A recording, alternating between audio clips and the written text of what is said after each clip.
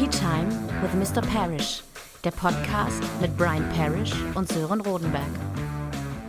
Yeah, here we are on our vacation episode from Tea Time with Mr. Parrish. Brian, what you've been up to the last couple of days? You're planning your press release, I guess, next week. We got a press event. I'm just looking at a picture of me. I got kind of shocked by how I look. Never mind, guys. I never said I was sexy. Of course, I am very, very, very sexy. I'm completely naked under here. Good. Yeah. No. Okay. Yeah, we're doing a press event next week to get people from magazines and whatever it might be to come and listen to Shadowman, which is here. This is suddenly a spontaneous advertisement. There we are, rather nice inside. Some great pictures which I can show you. The key to all of this is of the music. Is the music any good? Well, you've heard some of the songs a little bit. You'll probably hear one today. Yeah, here's one. I'll tell you, which I want to show you. Yeah. There's a song on the album which I think we're going to talk about called Noir. Yes, that's our topic today. And there is can you see that? There's a gangster and a rather lovely girl. I think you know her. Yeah.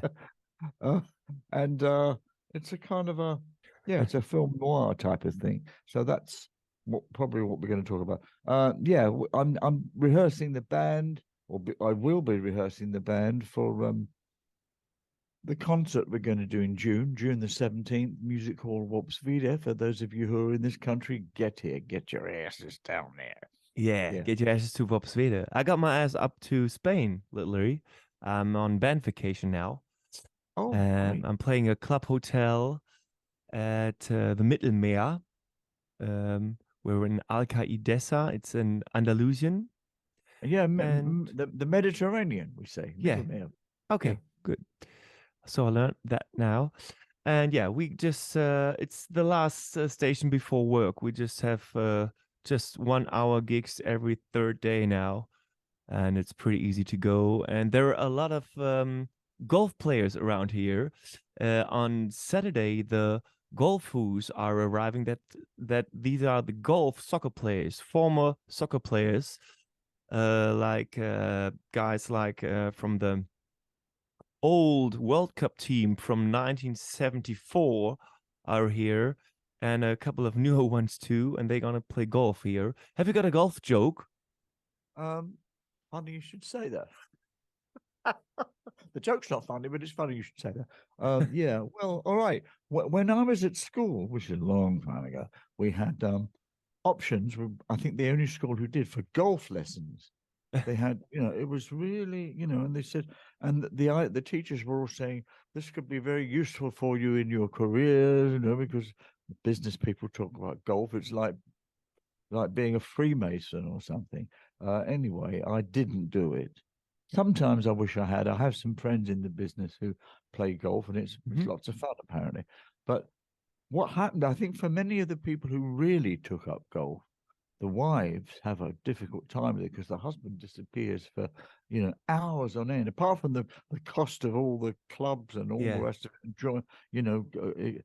But then they call them golf widows, then because the husband is as good as dead, Yeah. Right. But there's a story about two guys, older guys, they're like 50, 60, whatever it is, 50, 60, and they meet every week to play golf. So they're out on the golf course playing, and then suddenly one of them stops. He looks on the road. Oh, there's a road by the golf course, and there's a funeral cortege there, with the hearse, black cars, and and he takes off his hat and he bows his head like this. And after a few, and then he comes up and puts his hat back on. He says, right, we'll play the next hole. His friend says, Harry, he said, I never knew you were religious. He said, when the funeral cortege went past, he said, to bow your head like that was very respectful. I was kind of surprised that you did that. He said, well, you've got to show a little bit of respect. We were married for 50 years.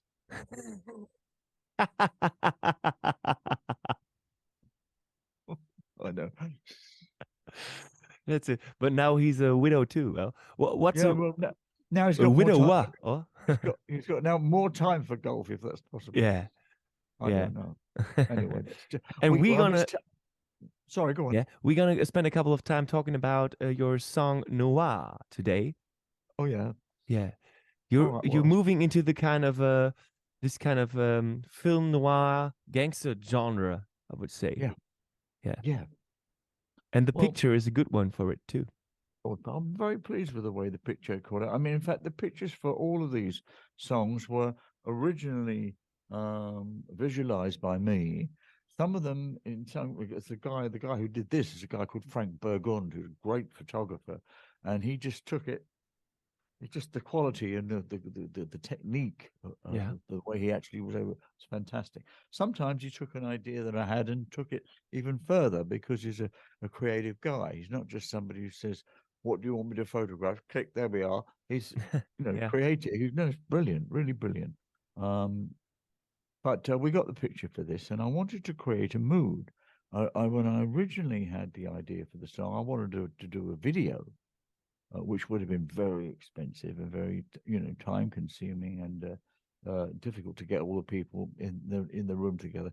Anyway, the pandemic just kicked that right out into space. That couldn't happen. We couldn't meet people. So I got this picture. To talk about the song, it's a jazzy thing Hmm. in a jazzy genre, which I really like. It's one of my favorite songs on the album. And I like these film noir things. There was one, they were mostly made in Hollywood, one called Sunset Boulevard, very famous Hmm. one. Gloria Swanson, what was that? Anyway, whatever. And a number of the films with Humphrey Bogart and these kind of people. Yeah. And there was a mood which was set. We also had, when I was a kid, when we had these families used to watch the black and white TV. Yeah. There was a program on, a weekly show called Dragnet, Hmm. and Dragnet was a show with a detective. It was like a sort of Sam Spade, which is the Bogart thing. Except I think his name was Jack Friday, or Jack Webb, something like that. Jack Webb. But he was the detective, and he had the hat and the coat, and you had to have a certain look. And I think that I can't remember if the city was Los Angeles or should have been, or maybe Chicago. But he used to come on with this dark voice and say, "This is the city. This," and to give you this kind of thing, and then talk you into the thing, and you Yeah. know. He lead us Now, lyric wise. He lead us into the song too. Quite good, I yeah, guess. yeah. Well, it was like he was saying, and she was and he was blah blah blah. And the dame, there were women were dames, Hmm. dames, Hmm. blah, blah, blah, and they were always like dangerous. Yeah. So I took this kind of idea to build a story, which Yeah. is a gangster story about a beautiful woman and a hero, guy who's a hero, Yeah. right? Both of these characters on the picture were played by, as you know, friends of Yeah. um, and he is a guy who comes. It's set in France. It's a French gangster Okay. film. Hmm. Kind of like so I immediately wanted to ring the changes and make it a little bit more mysterious. So I probably got the idea from the title Noir. Yes. It starts off on the street of regret in the city of neon lights. Hmm. Their eyes met as he walked in out of the night. So that's got the Rue de Regret, the Street of Regret. Yeah. And we've introduced him. He comes in. He is ultra cool. He's like, their eyes met, and he walks into the club and sits down and just watches her. Yeah. But she, as the story unfolds, is even more cool than him. She's really cool. I mean, she's sexy. She's a kind of femme fatale, and she's Yeah. and then there's characters in the film. I see it as a film, falling all over her, and she's just thinking, these idiots, these men are all idiots, Yeah. Except this guy in the corner doesn't do that, so he's immediately more interested. Oh, But okay. she doesn't say anything throughout the song. It breaks out into a gang gunfight in the club and blah blah blah. You'll hear it in a minute, so we won't do that. Yes. I started off speaking it. I got the idea from "This is the city," blah, blah, blah, you know, that thing, and then I break into the tune a little bit later. And the only time she speaks is at the end of the song, where he says, "Maybe you should tell me your name," and she says, "Well, wait and hear what she says." All right. Yeah. Anyway, I like the band is great, and I play a different style of guitar on this than I usually do, kind of a little bit more jazzy, none of the blues bending and all that stuff. And well, I like it. See what you think. It's called Noir. Yeah, I already heard it, and I really like it too. Now we're gonna take Path on the Route of Regrets, die Straße quasi der Vergeltung, des Bedauerns, und sind gespannt, wie uns Brian in das Film-Noir-Genre musikalisch entführt. Viel Spaß und wir sehen uns und hören uns viel besser nächste Woche. Bis dahin. Tschüssi, people.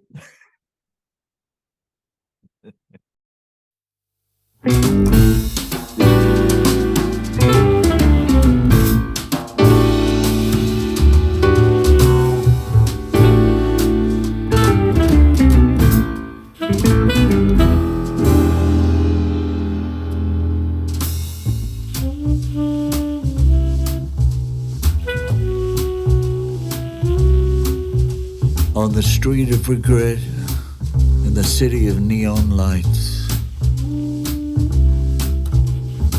their eyes met as he walked in out of the night. Never one to make his move too soon. He took a place in the corner and watched her work the room. She had on a slinky dress and come and get me shoes. And the band was playing a smoky Harlem blues. And the waiter mixing drinks behind the bar. He said, "Comment va, madame, ce soir?" It was so noir.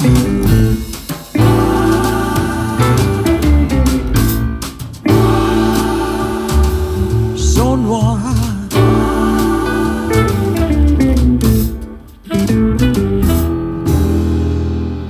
The silk suit said, "Have we met before?" She didn't look up, she just walked across the floor. Headed for a corner table where she sat down. She was crossing her legs and making heads turn around. The lady was sipping her drink, swirling ice in the glass. Up came Silk Suit to make a second pass. If a look could kill, he would have fallen dead on the floor. She seemed to say, "Why do fools like you always come back for more?" It was so noir. It was so noir.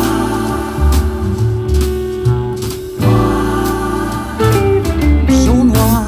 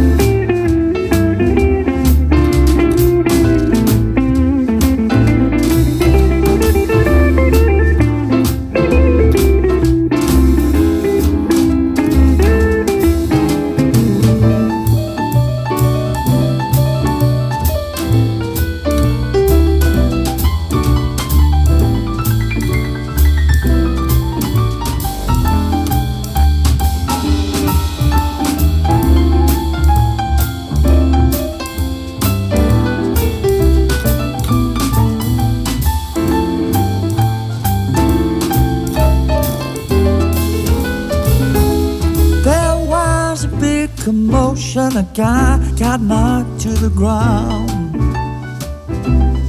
Someone took a notion and waved a gun around.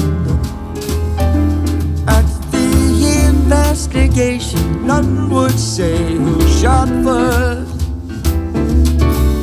And the situation turned from bad to worse. Suddenly lead was flying, people were down on the floor. But the lady looked cool like she'd seen it all before. Silk suit took two in the chest, fell on his face. Our man whispered in her ear, it's time to get out of this place.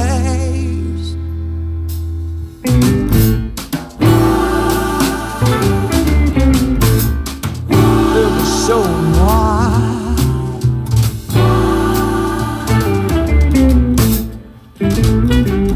They slipped out of a side door, made their way to his car. Not a word was spoken as he held the door ajar. They drove off in the rain as the cops arrived on the scene. That's when he said, maybe you should tell me your name. She said, why don't you call me Maxine? So now